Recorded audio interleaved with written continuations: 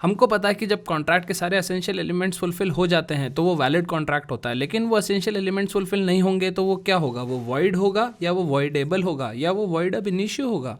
क्या होगा वो?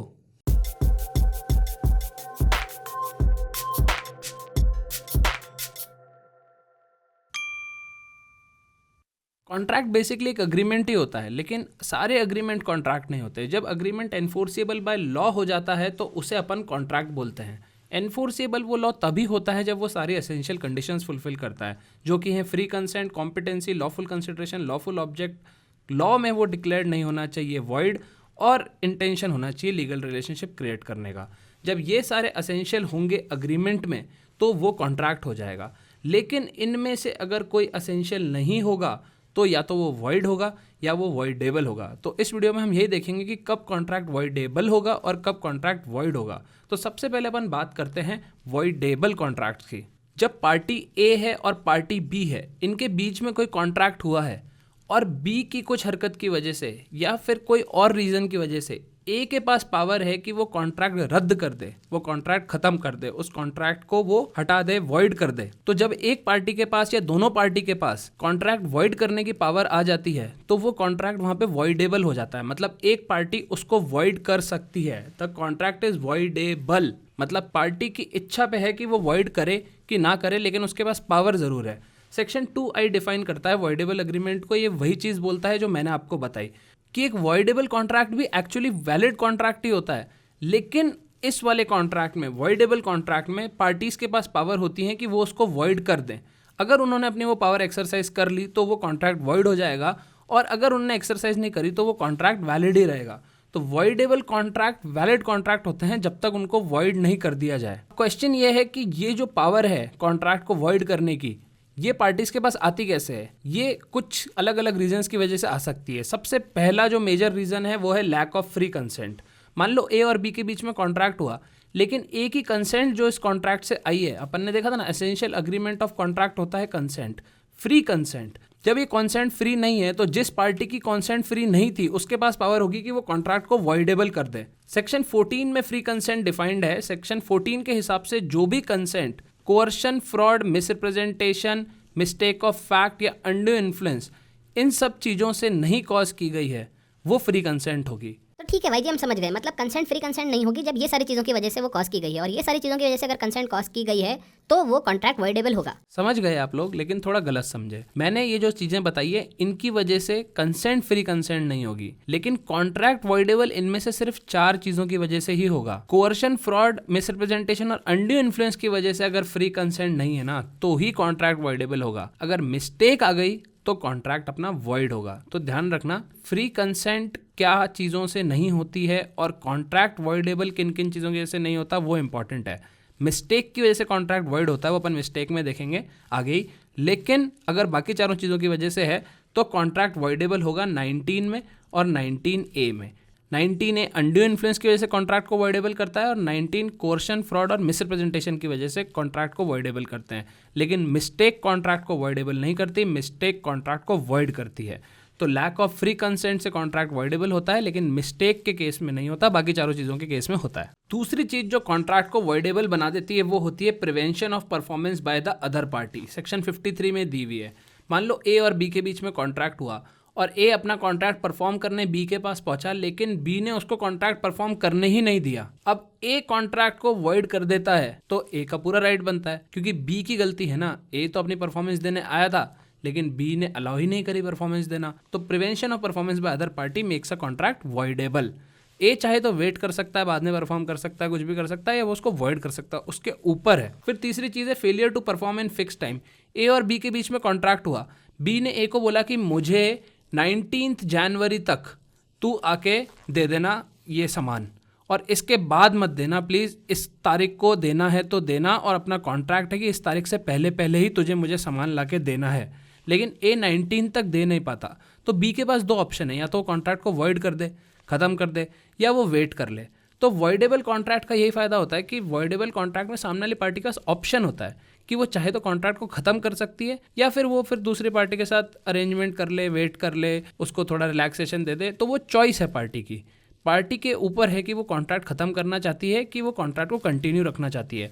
जो सामने वाली पार्टी होगी जिसने गलती करी है, अगर बी ने गलती करी है तो ए की तरफ से कॉन्ट्रैक्ट वॉइडेबल हो जाएगा, अगर ए ने गलती करी है तो बी की तरफ से कॉन्ट्रैक्ट वॉइडेबल हो जाएगा।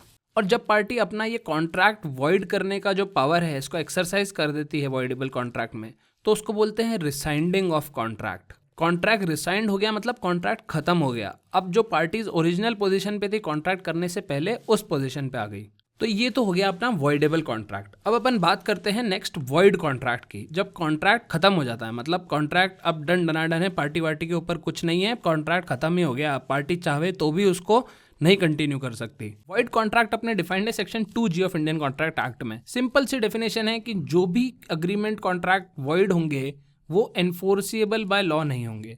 मतलब आप अग्रीमेंट कर लो, आप सामने वाले से अग्रीमेंट कर लो, वो फुलफिल कर दे तो बहुत अच्छी बात है, अगर वो फुलफिल नहीं करे तो कोर्ट मत आना रोते रोते। कोर्ट आओगे तो आपको कोई रेमेडी नहीं मिलेगी क्योंकि आपका जो कॉन्ट्रैक्ट है वो वॉइड है। वॉइड कॉन्ट्रैक्ट और वॉइड अग्रीमेंट अलग अलग चीज़ें होती हैं, बहुत लोगों को नहीं पता होता, कन्फ्यूजन बहुत होता है, लेकिन कंसेप्चुअल क्लैरिटी के लिए ज़रूरी है। वो अपन एंड में देखेंगे, तो वीडियो एंड तक ज़रूर देखना वॉइड कॉन्ट्रैक्ट और वॉइड अग्रीमेंट के डिफरेंस के लिए। अभी अपन बात कर लेते हैं कि कॉन्ट्रैक्ट वॉइड कब कब होता है। तो ये सारी कंडीशन में कॉन्ट्रैक्ट वॉइड होता है। ये सारे सेक्शन अपन एक एक करके डिटेल में देखते हैं। सबसे पहले चालू करते हैं मिस्टेक ऑफ फैक्ट से। अपन ने देखा था ना, free consent mistake of fact की वजह से भी हो सकता है कि फ्री ना हो, ठीक है, लेकिन वो वॉइडेबल नहीं बनाती कॉन्ट्रैक्ट को, वो वॉइड बना देती है। तो पहला सेक्शन है अपना सेक्शन 20 जो कि बात करता है agreement void where both parties are under mistake as to matter of fact. इस मिस्टेक के 3 एसेंशियल हैं कि ये 3 एसेंशियल फुलफिल होंगे तो ही मिस्टेक ऑफ फैक्ट मानी जाएगी। सबसे पहली चीज़ तो दोनों पार्टीज की मिस्टेक होनी चाहिए उस फैक्ट को लेके, एक पार्टी की मिस्टेक से कोई फर्क नहीं पड़ेगा। दूसरी चीज़ फैक्ट की मिस्टेक होनी चाहिए, लॉ की मिस्टेक नहीं होनी चाहिए।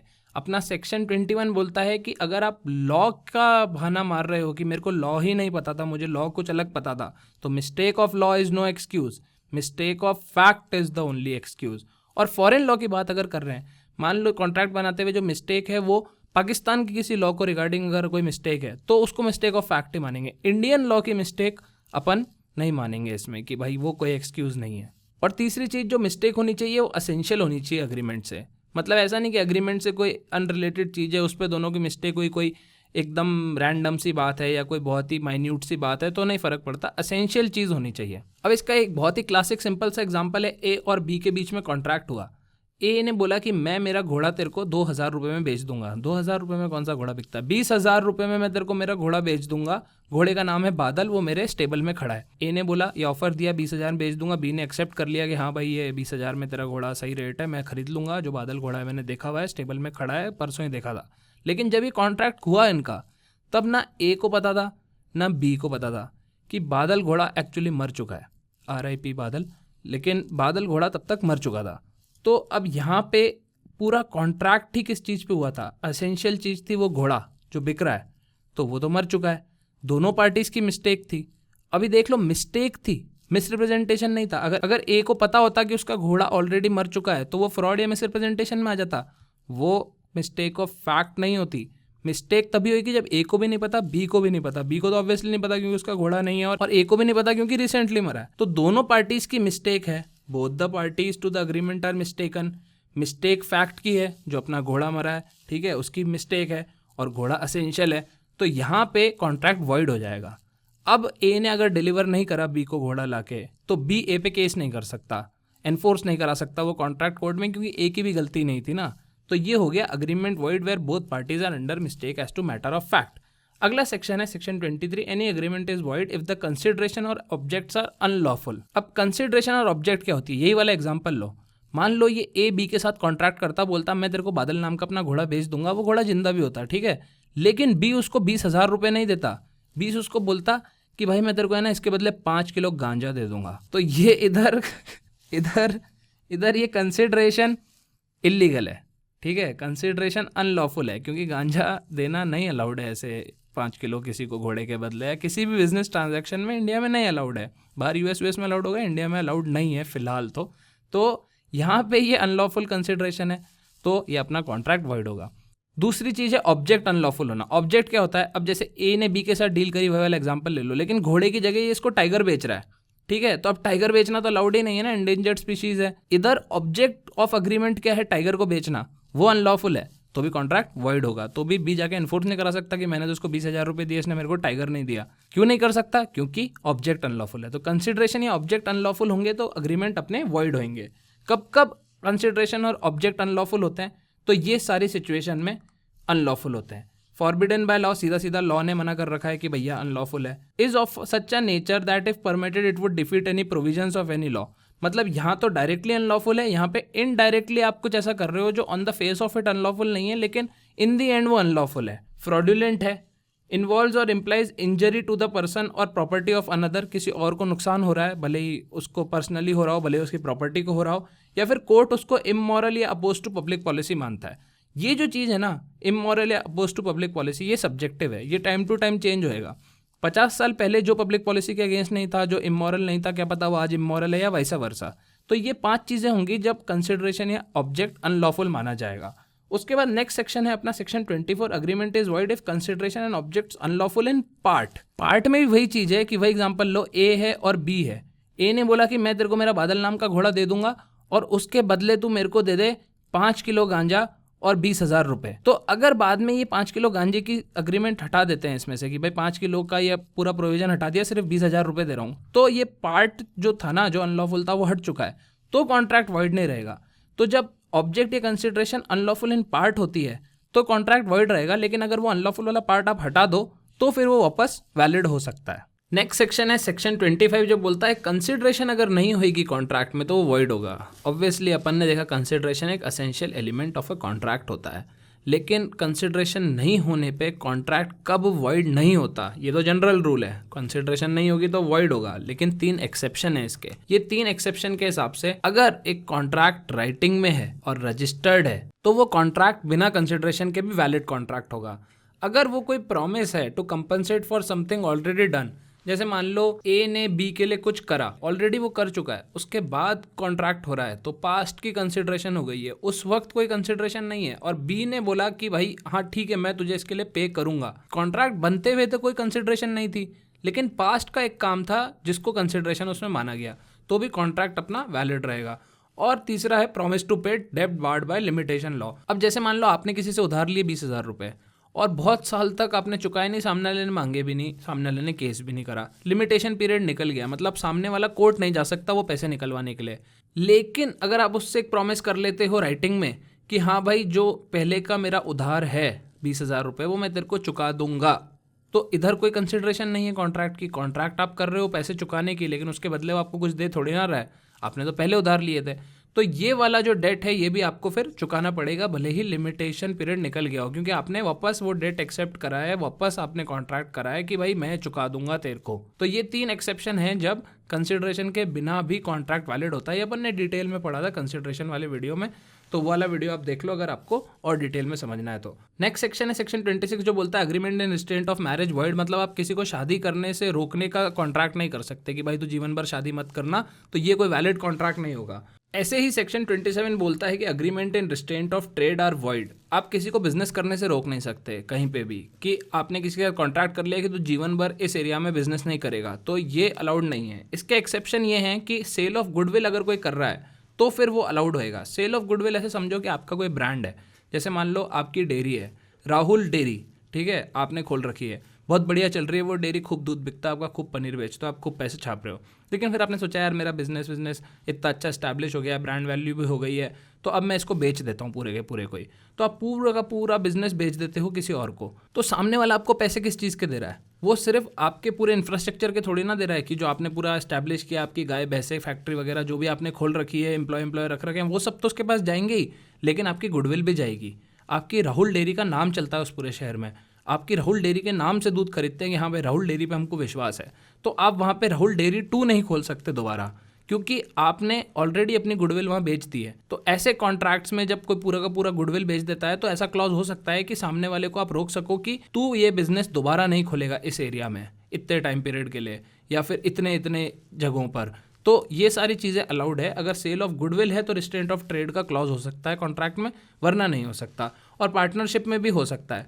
मान लो 2 बंदे हैं या 3 बंदे हैं, ये तीनों ने पार्टनरशिप करी और ये तीनों पार्टनरशिप में इनका बिजनेस है कुछ कि ये हम ये स्पेसिफाइड बिजनेस करेंगे, तो ये अपने पार्टनरशिप के कॉन्ट्रैक्ट में एक क्लॉज रख सकते हैं कि भाई कोई भी ये तीनों पार्टनर में से बाहर खुद का सिमिलर बिजनेस नहीं करेगा, क्योंकि पार्टनरशिप ही उसी बिजनेस के लिए करी है ना, तो बाहर वो सिमिलर बिजनेस कर रहा है अलग से अपना पर्सनली, तो ये तो फिर इनके राइट्स का वायलेशन हो रहा है ना। तो ये पार्टनरशिप के अग्रीमेंट में भी ट्रेड का रिस्ट्रेंट का क्लॉज हो सकता है। नेक्स्ट सेक्शन है अपना agreement in restraint of legal proceedings void. मतलब आप अपने कॉन्ट्रैक्ट में ऐसा क्लॉज नहीं रख सकते कि भाई अगर कुछ डिस्प्यूट हो गया तो मामला कोर्ट में नहीं जाएगा, तो फिर पूरा पॉइंट ही डिफीट हो गया ना। कॉन्ट्रैक्ट आप करते ही इसलिए हो ताकि कॉन्ट्रैक्ट में कोई डिस्प्यूट हो जाए तो आप कोर्ट जा सको।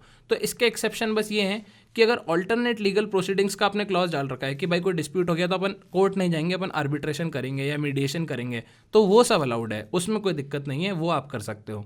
नेक्स्ट सेक्शन बोलता है agreement void for uncertainty. Uncertainty मतलब कि आप वही बादल वाला एग्जांपल ले लो कि ए बी को बोलता है कि मेरा घोड़ा बादल तू खरीद ले, और बी बोलता है हाँ भाई मैं तेरा बादल घोड़ा खरीद लूँगा खूब सारे पैसों में। अब खूब सारे पैसे कितने होते हैं? किसी के लिए खूब सारे पैसे 10,000 रुपये भी हो सकते हैं, इलॉन मस्क के लिए 10,000 करोड़ रुपए भी कम हो सकते हैं। तो ऐसे में अनसर्टेन है कि भाई कितने रुपए बस मैं एक एग्जांपल दे रहा हूँ। अगर कॉन्ट्रैक्ट में कोई भी अनसर्टेनिटी है, जो टर्म्स है ना वो सर्टन होनी चाहिए, अगर अनसर्टेनिटी है तो वो कॉन्ट्रैक्ट अपना वॉइड होगा। उसके बाद नेक्स्ट सेक्शन है agreement by way of wager void. Wager क्या होता है? वेजर होता है सट्टा पट्टी। आपने सट्टा लगाया कि विराट कोहली अगली बॉल पे अगर छक्का मारेगा तो तू मेरे को 500 के 5,000 देगा, तो आप कर लो अग्रीमेंट, होता ही है, पूरी दुनिया में बुकी करते ही हैं। लेकिन फिर आपके बुकी ने आपको पैसे नहीं दिए ना, तो आप फिर कोर्ट नहीं जा सकते कि मेरे बुकी ने मेरे को पैसे नहीं दिए। इसका एक्सेप्शन है कि गेम ऑफ स्किल्स को वेजर नहीं मानते। जैसे मान लो हॉर्स रेसिंग को नहीं मानते, मेरे हिसाब से तो हॉर्स रेसिंग भी वही है, लेकिन बस ये रईसों का है तो इसको एक्सेप्शन दे दिया। या फिर अपना वो ड्रीम 11 वगैरह वगैरह आता है ना, जो जिनमें अपनी पूरी टीम वीम बनाते हो, तो उसमें एक स्किल लगती है, ठीक है, उसमें सिर्फ एक मतलब वो नहीं होता कि लक पे बेस्ड नहीं है। तो अगर पूरा लक पे बेस्ड नहीं है ना जो आपका पूरा काम है, अगर स्किल बेस्ड है तो वो वेजर नहीं होगा। उसके बाद सेक्शन 36 बोलता है agreement contingent on impossible events void. आप किसी के साथ अग्रीमेंट करो कि अगर कल सूरज नहीं उगा तो मैं तेरे को ये डिलीवर कर दूंगा, तो अब इसमें भाई सूरज तो उगेगा ही उगेगा, इम्पॉसिबल चीज़ है, जो पूरा अग्रीमेंट जिस चीज़ पे बेस्ड है वो चीज़ ही इम्पॉसिबल है, तो आपका अग्रीमेंट वॉइड हो जाएगा। ये काफ़ी एब्सर्ड सा एग्जांपल था, लेकिन आप एक रियल एग्जांपल देखो इसमें कि मान लो आपने किसी को हायर करा, आपने एक स्पेसिफिक पर्सन को हायर करा, आपने हायर करा एमिनेम को, आपने बोला कि मेरे यहाँ पे कॉन्सर्ट हो रहा है, एमिनेम प्लीज़ आके गाना गा देना। तो इस वक्त तो अपना ये कॉन्ट्रैक्ट एकदम वैलिड कॉन्ट्रैक्ट है, कोई दिक्कत नहीं है। लेकिन मान लो एमिनेम को कोरोना हो जाता है और उसका गला वाला पूरा ख़राब हो जाता है और वो गाना गाने की हालत में ही नहीं है जिस दिन कॉन्सर्ट है उस दिन, तो उसका गाना गाना इम्पॉसिबल हो गया, उसकी कोई गलती भी नहीं है उसमें। ये सेक्शन 36 में नहीं है, ये सेक्शन 34 में है कि जब आपने कॉन्ट्रैक्ट करा किसी लिविंग पर्सन के साथ और फिर वो बाद में इम्पॉसिबल हो गई वो चीज़ जिसके लिए आपने कॉन्ट्रैक्ट करा, तो फिर कॉन्ट्रैक्ट वॉइड हो जाएगा। तो जब कंटिंजेंट होता है अग्रीमेंट कोई इम्पॉसिबल चीज़ पे तो भी वॉइड होता है, और अगर वो एक्ट बाद में इम्पॉसिबल हो जाता है तो भी वो वॉइड हो जाता है। लेकिन एक चीज़ ध्यान रखना, सामने वाले की गलती नहीं होनी चाहिए। मान लो एमिनेम खुद से ही कुछ करता है कांड जिसकी वजह से वो नहीं आ पाता, तो फिर वो ब्रीच ऑफ कॉन्ट्रैक्ट होगा, तो वो कॉन्ट्रैक्ट वॉइड नहीं होगा, तो एमिनेम को पैसे देने पड़ेंगे आपको। लेकिन एमिनेम की कोई गलती नहीं है, अब उसको कोरोना हो गया, उसकी क्या गलती है? तो फिर वो जो इम्पॉसिबल हुई है चीज़ वो उसकी गलती से नहीं हुई, तो कॉन्ट्रैक्ट वॉइड होगा। तो आप समझना डिफरेंस कि ब्रीच ऑफ कॉन्ट्रैक्ट क्या होता है और वॉइड कॉन्ट्रैक्ट क्या होता है। ब्रीच ऑफ कॉन्ट्रैक्ट होता है जब सामने वाला कॉन्ट्रैक्ट तोड़ता है अपनी एक्ट्स की वजह से। वॉइड कॉन्ट्रैक्ट इस केस में तब होगा जब सामने वाले की कोई गलती नहीं है। और फिर है सेक्शन 56 जो बोलता है agreement to do impossible act void. अब मान लो आप किसी के साथ अग्रीमेंट कर लो कि तुम मुझे 10,000 रुपये दो, मैं तुम्हारे लिए चांद तारे तोड़ लाऊंगा, तो चांद तारे कहाँ से तोड़ लाएगा? इम्पॉसिबल है वो चीज़। ऐसे कोई भी इम्पॉसिबल चीज़ के लिए आप अग्रीमेंट करते हो तो फिर आप कोर्ट में जाकर उसको इन्फोर्स नहीं करा सकते, क्योंकि आप बेवकूफ़ हो ना, आपने सामने वाले के साथ इम्पॉसिबल एक्ट के लिए अग्रीमेंट करा क्यों? आपकी गलती है, थोड़ी अकल होनी चाहिए आप में। तो कोर्ट आपका ये वाला कॉन्ट्रैक्ट जो इम्पॉसिबल एक्ट है उसके लिए इन्फोर्स नहीं करेगा, वो वॉइड कॉन्ट्रैक्ट ही मानेगा। तो ये थे सारी चीज़ें मेन जिसमें कॉन्ट्रैक्ट वॉइड होता है। अब हम बात करते हैं मुद्दे की। मुद्दा क्या है? मैंने बोला था एंड में मैं बताऊंगा वॉइड अग्रीमेंट और वॉइड कॉन्ट्रैक्ट में क्या डिफरेंस होता है। तो बहुत सटल सा सिंपल सा डिफरेंस है। वॉइड अग्रीमेंट शुरू से ही वॉइड होते हैं, वॉइड कॉन्ट्रैक्ट बाद में वॉइड हो जाते हैं। जैसे अपन ने देखा कि agreement to do impossible act void है, तो वो एक वॉइड अग्रीमेंट है क्योंकि वो कभी कॉन्ट्रैक्ट बना ही नहीं। या फिर मान लो आप किसी माइनर के साथ कॉन्ट्रैक्ट करते हो, तो माइनर के साथ कॉन्ट्रैक्ट करना शुरू से ही वॉइड है, वो बाद में वॉइड नहीं हुआ है। लेकिन वॉइड कॉन्ट्रैक्ट वो होते हैं जो शुरू में वैलिड होते हैं, शुरू में उनमें कोई दिक्कत नहीं होती। जैसे एमिनेम वाला एग्जांपल दिया, वो आपके यहाँ कॉन्सर्ट करने आएगा, ये पूरा कॉन्ट्रैक्ट एकदम वैलिड है, लेकिन बाद में उसको कोरोना हो गया है, बाद में कोई चीज़ हो गई जिसकी वजह से वो इम्पॉसिबल हो गई चीज़, तो वो बाद में कॉन्ट्रैक्ट वॉइड हो गया। तो जो वॉइड अग्रीमेंट होते हैं वो होते हैं वॉइड अब इनिशियो, मतलब फ्रॉम द स्टार्ट ही वो वॉइड होते हैं। लेकिन वॉइड कॉन्ट्रैक्ट वॉइड अब इनिशियो नहीं होते, वो पहले से ही कॉन्ट्रैक्ट होते हैं, वैलिड कॉन्ट्रैक्ट होते हैं, लेकिन बाद में कुछ होने की वजह से in case of certain conditions वो वॉइड हो जाते हैं। तो ये एक डिफरेंस है बहुत बड़ा जिसमें कंफ्यूज जाते हैं लोग। वॉइड अग्रीमेंट क्या होता है, वॉइड कॉन्ट्रैक्ट क्या होता है। वॉइड अग्रीमेंट होते हैं वॉइड अब इनिशियो, मतलब शुरू से ही वॉइड, और वॉइड कॉन्ट्रैक्ट होते हैं जो पहले वैलिड होते हैं और बाद में वॉइड हो जाते हैं। तो गाइस यहाँ पे ये हो गया वीडियो कंप्लीट वॉइड अग्रीमेंट और वॉइड कॉन्ट्रैक्ट का। लेकिन जानेगा नहीं है, रिचुअल आपको पता है, यहाँ पे आ जाएगी कॉन्ट्रैक्ट की प्लेलिस्ट, वो आप पूरी देख सकते हो। जो भी मैंने वीडियो बनाया है कॉन्ट्रैक्ट के सारे आ जाएंगे। अगर आप डायरेक्ट इसी वीडियो से चालू कर रहे हो तो पहले के जाके देख लो, ज्यादा कंसेप्चुअल क्लैरिटी होगी। और यहाँ पे आ जाएंगे मेरे पेड कोर्सेज, तो चैनल को सपोर्ट करना है और किसी एग्जाम की तैयारी करनी है तो मैंने अगर कोई कोर्स बना रखा है तो यहाँ पे आ जाएगा, तो देख लेना। और बाकी तो आपको बताइए, सब्सक्राइब करना है, लाइक करना है, कमेंट करना है। अब आप सोचोगे कि लाइक कमेंट करने से होता क्या है, होता यह है कि चैनल की ग्रोथ होती है। पहली बात तो मुझे अच्छा बहुत लगता है, और चैनल की ग्रोथ होती है तो चैनल को सपोर्ट करने के लिए सब क्या करो, सब्सक्राइब तो कर ही रखा होगा, लाइक कमेंट कर दिया करो, प्लीज कुछ ही कर दिया करो, थैंक यू लिख दिया करो, कुछ मस्त जोक लिख दिया करो, जो मन में लिखो, लेकिन कुछ लिख दो।